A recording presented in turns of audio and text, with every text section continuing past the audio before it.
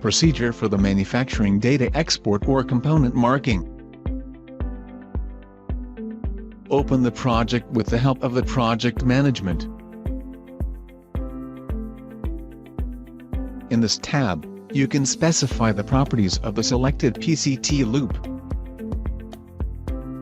Via the menu Utilities Manufacturing Data Export or Labeling, you have the option of exporting data available in the EPLAN project to an external source. As output formats, text and Excel files are possible. The scope of delivery contains predefined schemes that you can customize to your requirements. In the new version, the Format Element PCT-Loop is now available. This enables you to export data from the structure segment, PCT-Loop and subordinate planning objects in parallel in the context.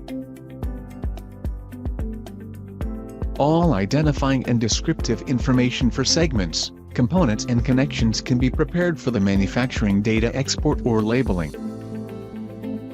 The direct further processing of the available data from EPLAN ensures that it is correct and the information does not have to be entered manually several times.